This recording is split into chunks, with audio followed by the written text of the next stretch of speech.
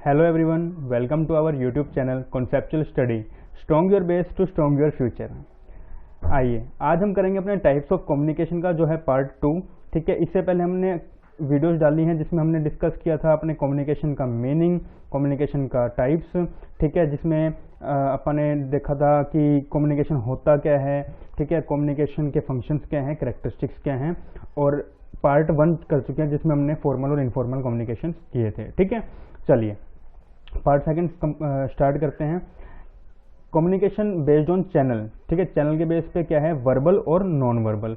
Verbal मतलब बोल के, नॉन वर्बल मतलब किसी भी और तरीके से। ठीक है, तो वर्बल कम्युनिकेशन क्या है, वर्बल कम्युनिकेशन मतलब verbal means the use of words in the communication. आप जब कम्युनिकेशन कर रहे हैं, देखो कम्युनिकेशन क्या है, एक प्रोसेस है, आपने डिस्कस किया था। तो कम्युनिकेशन एक प्रोसेस है। कम्युनिकेशन करते हुए जब आप वर्ड्स का यूज करते हैं, ठीक है, जब आप वर्ड्स का यूज करते हैं उसे क्या कहते हैं, आपका वर्बल कम्युनिकेशन। ठीक है, verbal means the use of words in communication process and in design and formulation of messages। ठीक है, in verbal communication messages transmitted verbally. ठीक है, इसको कैसे करते हैं, वर्बली हम बोल के करते हैं by making use of words. ठीक है, in verbal communication acronym KISS। ठीक है, keep it short and simple. ठीक है, इसको हम क्या कहते हैं, keep it short and simple, क्योंकि हम जब कोई चीज़ लिख के देंगे ना तो वो बहुत बड़ी हो जाती है, लेकिन जब हम बोलते हैं तो वो शॉर्ट में रहती है और बड़ी सिंपल चीज़ होती है। जैसे भी हम समझाना चाहें वैसा समझा सकते हैं। ठीक है, चलिए अब वर्बल है कितने तरीके के, वर्बल हैं एक तो ओरल और एक नॉन ओरल। ठीक है, सॉरी रिटन। ठीक है, तो आज हम जो डिस्कस करेंगे वो सिर्फ वर्बल करेंगे, नॉन वर्बल नेक्स्ट वीडियो में करेंगे। ठीक है, चलिए अब शुरू करते हैं। वर्बल थोड़ा सा टिपिकल है, टिपिकल नहीं कहूँगा लेकिन कंफ्यूजिंग रहेगा, मैंने पिछली वीडियो में बोला था आपको, तो थोड़ा सा इसको ध्यान से करिएगा। ठीक है, चलिए ओरल कम्युनिकेशन क्या है, ओरल कम्युनिकेशन है, oral communication spoken words are use. ठीक है, इसमें हम वर्ड्स को बोलते हैं। It includes face to face. ठीक है, oral communication face to face communication, face to face हो सकती है कन्वर्सेशन, कोई स्पीच हो टेलीफोन के थ्रू हो सकती है। ठीक है, वीडियो कॉन्फ्रेंसिंग हो या वीडियो के थ्रू, रेडियो, टेलीविजन। ठीक है, वॉइस ओवर द इंटरनेट मतलब वीडियो कॉन्फ्रेंसिंग। तो आप क्या है, ओरल कम्युनिकेशन कैसे कर सकते हैं, आप कहीं भी टेलीविजन पे कर सकते हैं, रेडियो, ठीक है, इंटरनेट पे, या स्पीच दे रहे हैं या फेस टू फेस खड़े हैं, तो क्या है वो ओरल कम्युनिकेशन का एक पार्ट है। ठीक है, oral communication is influenced by the following factor. अब ये होता कैसे कैसे, इनकी वजह से ना कुछ फैक्टर्स इन्फ्लुएंस करते हैं इसे। पहला क्या है, पिच एंड वॉल्यूम। ठीक है, पिच क्या होती है, पिच होती है, pitch is the degree of highness and lowness of a tone. ठीक है, अब देखिए अब पिच क्या है, उसकी ज्यादा और या फिर कम। अब अगर मैं बोलूं कि पिच ऐसी होती है, मगर अगर एक चीज ये बोलूं पिच ऐसी होती है, तो भी क्या है, ये हाईनेस और लोनेस, भाई इन दोनों आवाज में फर्क था कि एक तो हाई बोली गई और एक लो बोली गई है। ठीक है, तो ये क्या कहते हैं, पिच कहते हैं। It is the key element in the teaching learning process. ये क्या है, की एलिमेंट है टीचिंग लर्निंग प्रोसेस में।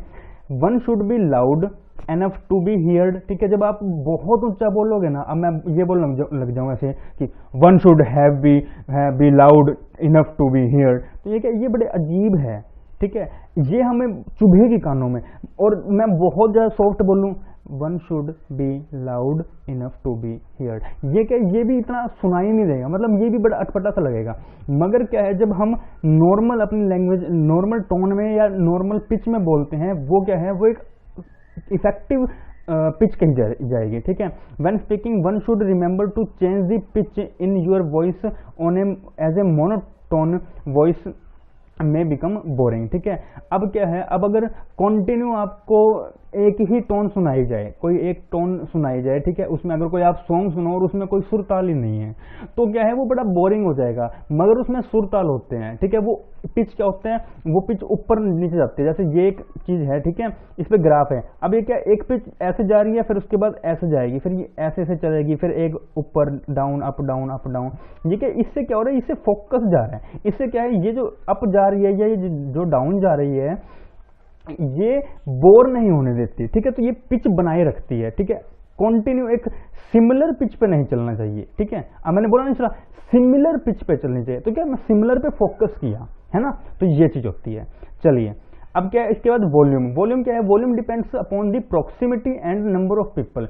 ये डिपेंड करता है कि आप कि जो पीपल हैं वो कितने नंबर में हैं, ठीक है। वॉल्यूम ये चीज देखती है, ठीक है।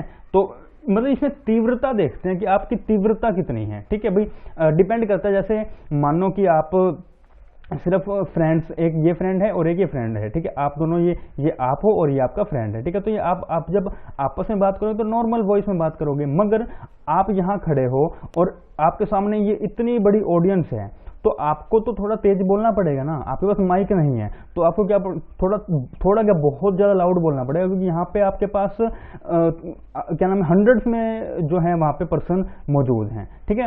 तो वो डिपेंड करता है कि आपके उस टाइम पे नंबर ऑफ पीपल कितने हैं मौजूद हैं, ठीक है, वहां पे प्रेजेंट कितने हैं, ठीक है। चलिए, वॉल्यूम हो गया अपना। इसके बाद रेट क्या कहते हैं, it is the speed at which words are delivered. ये स्पीड है कि आपके जो वर्ड्स हैं वो कितने ज्यादा फास्ट या स्लो डिलीवर होते हैं, ठीक है। एक तो मैं यूं बोलूं, it is the speed at which, ये बहुत स्लो। एक ये बोलूं, it is the speed at which words are delivered, ये भी बहुत फास्ट है। तो ये दोनों के दोनों प्रॉब्लम है, ठीक है। अगर मैं आपको ये नॉर्मल बोलूं कि it is the speed at which words are delivered, ठीक है, तो ये क्या, ये नॉर्मल सेंटेंस है कि जिसे हमने नॉर्मल तरीके से बोला, ठीक है। तो वो क्या, अब आप किसी भी वर्ड को या किसी भी सेंटेंस को जो आप नॉर्मल तरीके से बोलोगे तो वो बड़ा इफेक्टिव लगेगा, ठीक है, ना तो ज्यादा बहुत फास्ट हो ना बहुत स्लो है, ठीक है। तो रेट क्या कहता है, रेट कहता है it is the speed at which the words are delivered, one should maintain regularity when speaking because a regular voice makes you sound more confident, ठीक है।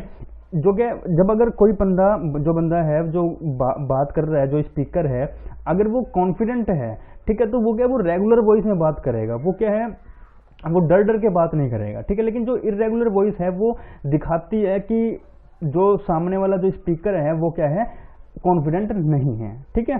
चलिए, अब क्या, clarity in speaking and articulation, ठीक है। Proper pronunciation मतलब कि जैसे कि कोई भी वर्ड हो, कोई बहुत बड़ा वर्ड हो और उसको ढंग से ना बोला गया हो। अगर कोई आप कम्युनिकेशन कर रहे हैं और उस टाइम पे उस वर्ड को अच्छे से नहीं बोला गया है तो वो चीज समझ में नहीं आएगी। तो क्लैरिटी, उस वर्ड में क्लैरिटी कितनी ज्यादा है वो चीज देखते हैं यहाँ पे, ठीक है। तो क्लैरिटी इन स्पीकिंग, ठीक है, and articulation. Proper pronunciation and delivery of words can make message more effective, ठीक है। तो ये क्या है, मैसेज को मोर इफेक्टिव करता है, जिसमें कि pitch, volume, rate and clarity are termed as components of the para language. ये पैरा लैंग्वेज के पार्ट होते हैं, ठीक है। चलिए, अब एडवांटेज क्या है ओरल कम्युनिकेशन के, सेव टाइम करता है, क्योंकि हम रिटर्न में देने बैठेंगे, रिटर्न में लिखने बैठेंगे तो क्या होगा, बहुत टाइम लग जाएगा और उसमें पता नहीं कितनी मिस्टेक्स भी हों, ठीक है। लेकिन ओरल में क्या है कि मिस्टेक्स तो हो सकती है, मगर हम उस मिस्टेक को हाथों हाथ सुधार भी सकते हैं और सामने वाले को इन्फ्लुएंस कर सकते हैं कि हम क्या कहना चाहते हैं, ठीक है। इट इज लेस एक्सपेंसिव, ये लेस एक्सपेंसिव है। पेपर देखिए, पेपर अगर आप यूज करेंगे तो उस पर इंक भी लगेगी, उस पर आप लिखोगे तो उस पर पेपर पे भी लिखोगे, ठीक है। तो पेपर का भी आपको खर्चा आएगा, फिर आप उसको पोस्ट करोगे या जैसे भी करोगे, या आपको अगर मेल के थ्रू करते हो तो आपका नेट तो तब भी लगेगा ना, इंटरनेट तो तब भी लगेगा। तो ये क्या, लेस एक्सपेंसिव है। ओरल के आप सीधा बोल के अपनी बात और कंप्लीट कर सकते हो। इट इन्वॉल्व्स इमीडिएट फीडबैक, आपको इमीडिएट फीडबैक मिलते हैं। इमीडिएट फीडबैक कैसे मिलता है कि आप बोल रहे हो और सामने वाला रिप्लाई हाथों हाथ दे देगा, ठीक है। भाई अगर आप कोई प्रोडक्ट बेचने गए, ठीक है, और वो प्रोडक्ट बेचने वक्त जो कस्टमर है उसको कुछ थोड़ी सी प्रॉब्लम है कि उसको कंफ्यूजन है कि इस प्रोडक्ट में ऐसा है, तो आप हाथों हाथ उसने फीडबैक दिया और आप उसकी बात को आप फीडबैक दे दोगे, ठीक है। तो ये चीज है। It is easy from others to understand, ठीक है, ये बड़ा ईजी अंडरस्टैंड करने में। It is supported by non verbal communication, ये नॉन वर्बल कम्युनिकेशन सपोर्ट करता है, ठीक है। It can develop a good relationship between the speaker and listener, ये स्पीकर और लिसनर के बीच में गुड रिलेशनशिप मेंटेन करने में हेल्प करता है, ठीक है। एडवांटेज अपने ओरल कम्युनिकेशन। अब इसके लिमिटेशंस क्या हैं, लिमिटेशंस हैं, rely only on oral communication में नॉट बी सफिशिएंट, ठीक है। देखिए, जब आप ओरल कम्युनिकेशन करते हैं तो वो जरूरी नहीं हमेशा सफिशिएंट हो, क्योंकि जब आप बड़ी बड़ी कंपनीज में बात करेंगे ना तो उस टाइम पे सिर्फ ओरल कम्युनिकेशन नहीं होता है, उस टाइम पे क्या होता है, उस टाइम पे कुछ रिटर्न में भी होता है, ठीक है। अगर जिस तरह कोई दो पार्टीज हैं कंपनी में, ठीक है, उसके बाद क्या है, उन दोनों ने कुछ डीलिंग करी, अब वो ओरल कम्युनिकेशन करके कर लेंगे तो वो तो फिर वैल्यूबल ही नहीं है, वो वैलिड ही नहीं है। मगर अगर वो रिटर्न में करेंगे तो वो क्या है, वो वैलिड होएगा, ठीक है। कल को अगर कोई घपला करता है तो उसको पकड़ भी सकते हैं हम लोग, ठीक है। As business communication is formal and very organise, ठीक है। Oral communication is less authentic है, जैसे मैंने बता दिया, वैलिड नहीं रहेगा वो। It requires lot of attentiveness of receiver, अगर बोलता रहे सामने वाला जो सेंडर है वो बोलता रहे, जैसे टीचर होता है, ठीक है, क्लास में पढ़ा रहे टीचर बोलता रहे, लेकिन स्टूडेंट्स क्या है, स्टूडेंट्स अपने में मस्त रहते हैं या कहीं अलग ही दुनिया में रहते हैं, वो फिजिकली तो प्रेजेंट रहते हैं मगर वो मेंटली प्रेजेंट नहीं रहते। तो क्या उसका बहुत बड़ा डिसएडवांटेज है कि रिसीवर को उस टाइम पे अटेंटिव रहना चाहिए, ठीक है। अगर वो नहीं रहेगा तो वो ओरल कम्युनिकेशन इफेक्टिव नहीं हो पाएगी, ठीक है। It can't be stored and kept as a legal evidence, वैसे ठीक है, जैसे कोई दो पार्टीज थी, मैंने बता दिया आपको, अगर वो ओरल करेंगे तो ओरल में क्या होगा, ओरल में तो वो पता नहीं किसने क्या बोला था, ठीक है, मगर रिटर्न में होगा तो वो रिटर्न प्रूफ होगा और उसके लिए आगे लीगल एविडेंस आपके लिए वो बन सकेगा, ठीक है। चलिए, अब ओरल अपना हो गया, अब क्या है रिटर्न कम्युनिकेशन। रिटर्न कम्युनिकेशन क्या है, means the sending of message, orders और instructions of any message in writing through letters, circulars, manuals, reports के थ्रू या फिर ईमेल्स के थ्रू या फिर अदर किसी भी मीडिया के थ्रू, ठीक है। In written communication written signs और सिंबल्स बोथ इन प्रिंटेड और hand written form can be use, ठीक है। तो वो क्या प्रिंटेड भी हो सकते हैं और हैंड रिटन भी हो सकते हैं। Also the pictures, graphs can be use complement to the written text.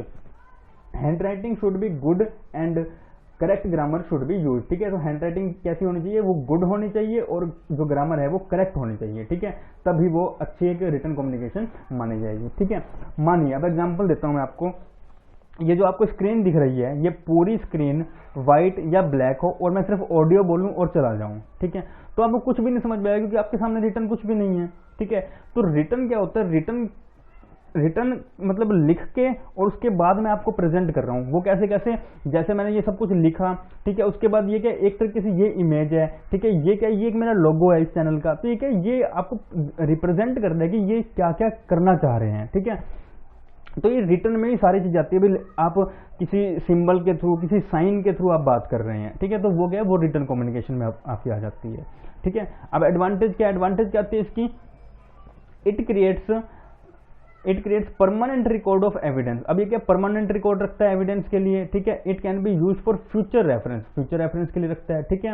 It gives the मतलब जो उसके ओरल के जो लिमिटेशन थे ना, वो लगभग रिटर्न के एडवांटेज बन जाएंगे, ठीक है। It gives the receiver sufficient time to think, sufficient time होता है अपने पास थिंक करने का, सोचने का, एक्ट करने का और रिएक्ट करने का, क्योंकि आप जब टाइप कर रहे होंगे उस टाइम पे आपके पास टाइम होगा कि आपको क्या लिखना है और किस तरह के वर्ड्स का यूज करना है, ठीक है। It can be used as legal document के लिए के पर्पस के लिए आप यूज कर सकते हैं। It can be sent to many persons at a time, एक ही चीज, अब जैसे मेल में आप देखो तो आप क्या करते हो, आप बीसीसी में या सीसी में आप और उन लोगों की मेल डालिए और वो सभी के पास चली जाएगी, ठीक है। It is suitable for sending statistical data, chart, diagrams, pictures etcetera, ठीक है। तो ये सुटेबल इन चीजों के लिए है। order allocation of work, job distribution etc. in written form reduce confusion and help in fixation of responsibility। अब जो ये बड़ी बड़ी कंपनीज हैं या कहीं भी लगा लो, अगर आपको ऑर्डर मिला है कहीं किसी हायर अथॉरिटी से और वो रिटर्न फॉर्म में है, तो वो क्या है, वो कंफ्यूजन दूर कर देगा। अब आप मानो कि आपको टैक्स पे करना है और अगर वो टैक्स डिपार्टमेंट या इनकम टैक्स डिपार्टमेंट जो है वो आपको रिटर्न फॉर्म में नहीं बोलता और आपको डायरेक्ट ये कहता है कि जीएसटी इतने परसेंट, इस जो प्रोडक्ट है इस पे इतना परसेंट जीएसटी है, इस पे इतना परसेंट जीएसटी है, आपको हाउस प्रॉपर्टी पे ये पे करना है, आपको अगर आपकी कहीं से पीजीबीपी से इनकम है तो आपको इतने परसेंट इनकम जो है टैक्स पे करना है, तो आप भूल जाओगे उस चीज को, उस कंफ्यूजन रहेगा। तो वो क्या, वो रिटर्न में दे रहे हैं, तो रिटर्न में देने की वजह से वो क्या कंफ्यूजन सारी की सारी दूर हो रही है, ठीक है। चलिए, अब क्या लिमिटेशन क्या है, इट इज टाइम कंज्यूमिंग। अब जो उसके एडवांटेज थे वो इसकी डिसएडवांटेज बन जाएंगे, लिमिटेशन बन जाएंगे, ठीक है। टाइम कंज्यूमिंग है, बहुत ज्यादा टाइम कंज्यूमिंग है, ठीक है। Composing a message in writing takes much time, writing करने में बहुत ज्यादा टाइम लग जाता है, ठीक है। Writing letters, typing orders, notice etcetera are sending to appropriate destination require time, ठीक है। तो अप्रोप्रिएट डेस्टिनेशन पे पहुंचने मतलब सही जगह पे पहुंचने में आपके लिए आपका टाइम लगता है इसमें। Feedback is not immediate, feedback immediate नहीं मिलता। Being written in nature it is less flexible and can not be changed easily, तो ये चेंज नहीं हो सकता, आप बोलते हुए चेंज कर सकते हैं, ठीक है, अपने वर्ड्स को चेंज कर सकते हैं, या उसको कंफ्यूजन है तो आप उसको उस कंफ्यूजन को दूर कर सकते हैं, कुछ और वर्ड्स को यूज करके इमीडिएटली, मगर रिटर्न में अपन ऐसा कुछ नहीं कर सकते। It is not effective in the case of emergency, ये इमरजेंसी के टाइम पे रिक्वायरमेंट नहीं है। अभी कोई बहुत तगड़ी इमरजेंसी है और आप खत लिखने बैठे हो तो ऐसा कुछ भी सही नहीं होगा, ठीक है। चलिए, तो आज के लिए सिर्फ इतना ही, ठीक है। जुड़े रहिए चैनल के साथ और जितना करवाया एक बार उसको अच्छे से पढ़िए, ठीक है, समझ में आएगा, कॉपी में साथ साथ नोट करते जाइए, ठीक है। चलिए, चैनल को लाइक कीजिए, सब्सक्राइब कीजिए एंड शेयर कीजिए। Thank you very much.